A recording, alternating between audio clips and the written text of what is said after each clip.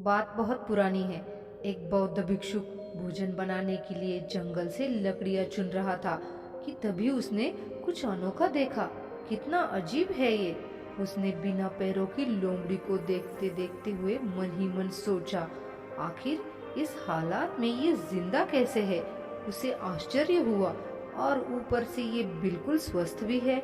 वह अपने ख्यालों में खोया हुआ था कि अचानक चारों तरफ अफरा तफरी मचने लगी। जंगल का राजा शेर उस तरफ आ रहा था। भिक्षुक भी तेजी से एक पेड़ के ऊपर चढ़ गया और वहीं से सब कुछ देखने लगा। शेर ने एक हिरण का शिकार किया था और उसे अपने जबड़े में दबाकर लोमड़ी की तरफ बढ़ रहा था। पर उसने लोमड़ी पर हमला नहीं किया, बल्कि उसे भी खाने के लिए मांस के टुकड़े डाल दिए। ये तो घोर आश्चर्य है। शेर लोमड़ी को मारने की बजाय उसे भोजन दे रहा है। भिक्षुक बुदबुदाया। उसे अपनी आंखों पर भरोसा नहीं हो रहा था।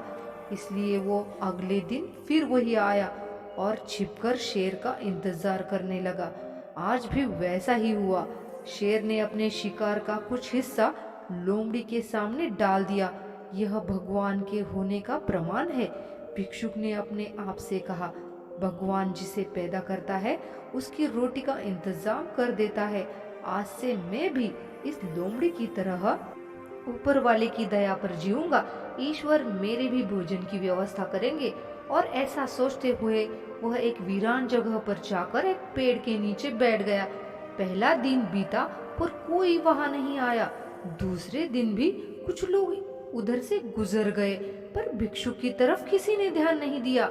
इधर बिना कुछ खाए पिए वह कमजोर होता जा रहा था। इसी तरह कुछ और दिन बीत गए। अब तो उसकी रही सही ताकत भी खत्म हो गई। वह चलने फिरने के लायक भी नहीं रहा। उसकी हालत बिल्कुल मृत व्यक्ति की तरह हो चुकी थी कि तभी एक महात्मा वहां से गुजरे और भिक्षुक के पास पहुंचे। उसने अपनी सारी कहानी महात्मा जी को सुनाई और बोला, अब आप ही बताइए कि भगवान इतना निर्दयी कैसे हो सकते हैं। क्या किसी व्यक्ति को इस हालत में पहुंचाना पाप नहीं है। महात्मा जी ने कहा, बिल्कुल है, लेकिन तुम इतना मूर्ख कैसे हो सकते हो। तुम ये क्यों नहीं समझे कि भगवान तुम्हें उस शेर की तरह बनते देखना चाहते थे, लोमड़ी की तरह नहीं। दोस्तों, हमारे जीवन में भी ऐसा कई बार होता है कि हमें चीजें जिस तरह समझनी चाहिए हम उसके विपरीत समझ लेते हैं। ईश्वर ने हम सभी के अंदर कुछ न कुछ ऐसी शक्तियां दी है जो हमें महान बना सकती है। जरूरत है कि हम उन्हें पहचाने।